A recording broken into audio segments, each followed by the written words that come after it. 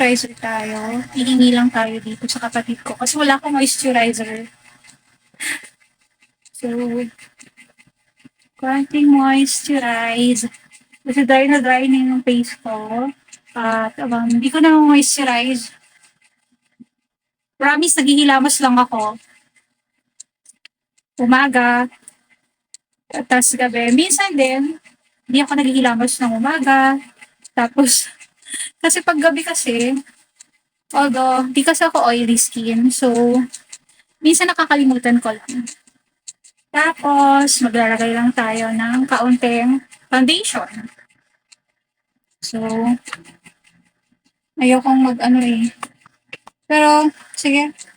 Maglalagay tayo nitong kaunti nitong what's this? Kaunti lang. Kasi, ito kasi is hindi siya hiyang sa aking face. Kasi nga, it's a silicone type of primer. So, hindi siya maayos. Hindi siya maganda sa face ko. Pero sige lang, konti lang. Maglalagay lang tayo ng kaunti sa part kung saan yung parang nagkakaroon tayo ng oiliness. Medyo dry masyado yung dito ko. Naglagay lang ako kasi meron kasi tayong mga, alam niyo na, yung parang eye bags na kailangan natin i-cover sa foundation. So, hindi na tayo magko-concealer kasi yung foundation na gagamitin ko is full cover foundation, which is from Sasa Lady. Light shade yung kinuha ko. Kasi nga, nag-oxidize yung foundation sa akin. Especially kapag ito ay nasa dark shades. So, kailangan ko ng light shades. Foundation. Palagi ko tong baon. This is from O2O. Ito yung sinasabi ko dati pa na ano na siya. Limited edition. I think, hindi ko alam kung meron pa ba sila dito. Oh. Yung dark na siya masyado dito sa camera, hindi pa. So, okay na to. Tapos, maglalagay tayo nito ng ating.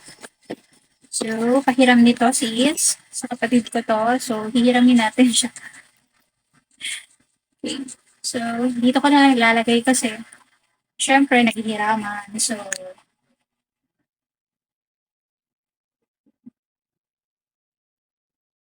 nag-a-apply kasi siya through applicator. And then, lalagay tayo dito. So, ito lip and cheek siya. Pwede siya si cheeks. Ayoko nang masyadong pinkish and red yung dito ko. Kasi pag lumabas ka, nakikita mo talaga masyado yung pagka parang sabog. So, ayoko. Okay na to. Okay? Okay na ba? Maglalagay tayo nito ang ating pink blush. Washy. So, yung walang halong glitter or highlighter. So, ito. Pero medyo ano siya, something medyo, ano to, reddish, masyado. Ito na to. Okay na. So, ganito lang. Tapos, ito pang mag-ano. So, mag-i-scalp lang tayo ng ating face konti. Dito sa may cheeks lang. Sorry. Ano ba yun? No, wait. Saan na yun? Ay, dito. Sorry. Sa may brushes pala. So, dito, banda. Dito. Tapos dito. I-blend ko lang siya. Na rin naman to.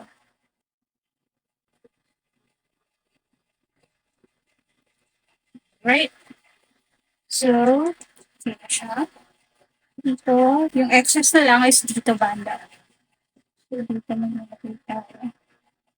So, and that's it. This is my final look.